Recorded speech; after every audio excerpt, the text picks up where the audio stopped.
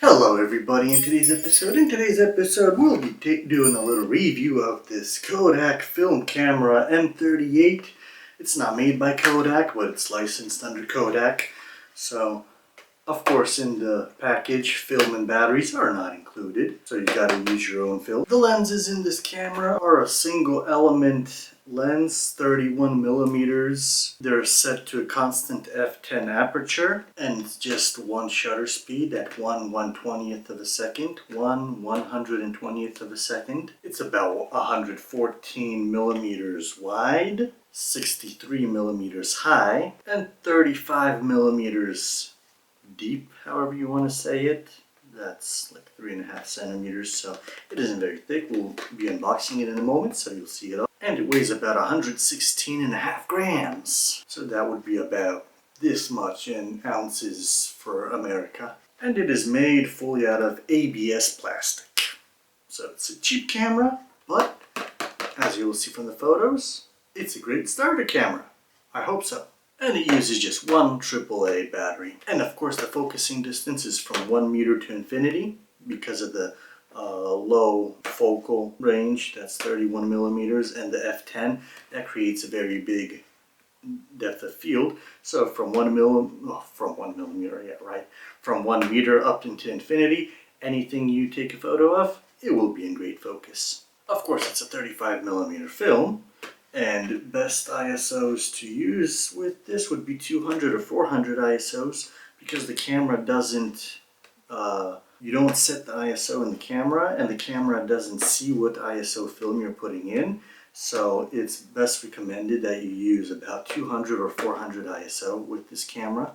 So the film we will be using today is a Kodak 200 gold film. Of course, if we're using a Kodak camera, we should best use it with Kodak film. Of course, it doesn't matter what kind of film you're using it with. You might as well use it with foam upon black and white film, and it'll still work.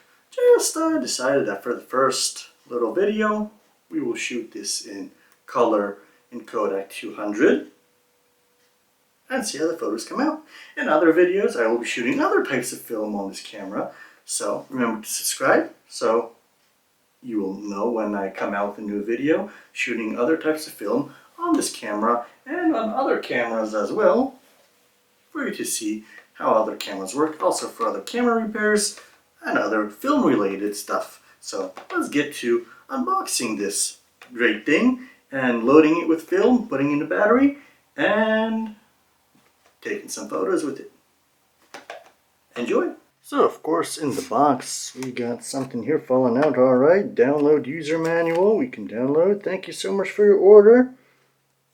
Alright, just a little information card here.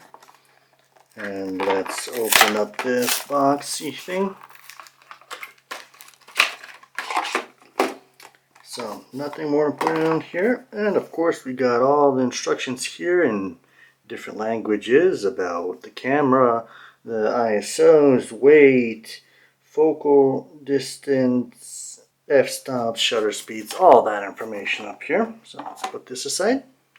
So we got the camera and we got it with the little wrist strap so you don't drop it and destroy your precious purchase. Alright. So this is how we wind it, but of course there's no film inside, so we can't wind it now. So let's see, here's the button here to open up, there we go, to open up the back doors to put in the film in. Of course we should lift this up for it to be easier to put in the film. And align this film take-up spool. Oh, I see it's going to be a little hard to take up the film in here because there's no holes for anything there. Just the sprockets that you're going to have to start pulling the film onto this. It can slip off, so you're going to have to be very careful when putting the film onto this camera. And of course, this button here engages or disengages the flash. As you see, when the flash is engaged, there's a flash shown here. When the flash is turned off, the flash is crossed off. So now here's where you put the battery in. So it's a little AAA tiny battery. So we got a Philips AAA battery here. Unfortunately, it's not a Kodak battery. I'm not that rich yet. Maybe one day. So let's put it in. Close it up. So if you want to test it out before putting the film in, these sprockets over here, you just turn them until it flips, locks, and you can't turn it anymore.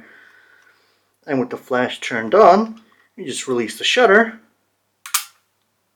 and it works. So now let's put the film in. You put it in this way, just like this, with the poking thing going downwards. As you see in here, there's a slot for that right there. Oop. Remember to flip this out, otherwise you won't be able to put this film canister in. Then when you put it in, there we go, you just lock it into place. That way the film won't fall out. And you roll the film to hold on to these bottom sprockets over there. And start rolling it onto that. Then when it catches enough, you just roll it up. Roll in some film. Take a test shot. Roll up some more film. And now we should be on the first frame. There's a frame counter over here. And this light over here tells you that the flash is ready to flash. When it lights up, that means the flash is loaded, ready to go. So we got our camera set up. So now let's take some photos and enjoy the slideshow of photos. So as you see on this photo, the sharpness isn't too great on this camera, but it's a plastic lens, so what can you expect? Inside the house, as you see, with flash, the photos don't come out too bad. They're quite good looking, I would say. With flash, it's good quality you could get.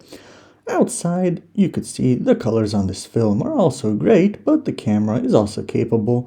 And on some photos, you can see my fat fingers covering the lens. That's the little minus side because the camera is small. But overall, remember to use flash even in the shadow because some things may be a little bit too dark. Here you see I took a photo of myself against the sunlight with flash. As you see, it didn't come out too great, but I kind of love that photo as well. This photo backlit as well with the flash. It came out quite nice. And here we got a little cityscape. As you see on infinity focus, it isn't too sharp. And here you got the Polish Jasna Góra in our city of Częstochowa, the monastery. It was during sunset, so it was still lit nicely. It came out just about in the last moments for this camera to be capable of capturing it, because as you see on this photo here, if you don't have enough light, it's gonna be completely too dark. So now after you have finished your roll and your camera doesn't want to advance any further and you reached your frame count on the counter here, sometimes the counter here resets mid-roll, so it might not be accurate for you, so just mind that, to keep an eye on that. To rewind the film back into the cartridge, you lift this crank up, just like this, and while holding the button here, the rewind button, you have to hold it in, you rewind the film until you hear it stop snapping. There we go. You heard it stop snapping. At this point, we lift this up completely and open the doors, and we got the film with the leader sticking out, so it's easier to develop on your own. So this is how you use this little simple Kodak camera. And as you've seen on the slideshow of the photos, that's the quality you get. I'd say I like the look. So that's how the photos come out with the Kodak M38 little camera. It's a cheap little thing, but as you've seen from the photos, it's very capable. If somebody doesn't want to go into a bigger expense to buy a older analog camera and worry for potential repairs for it, then this is a cheap, good starting point to see if you're interested in film photography, if you like it, if it interests you more. After that, you can always go ahead and buy something bigger, more complicated, but it's a good start. So please remember to subscribe so you're updated with every new video we come out here with about film photography. Take care, my friends.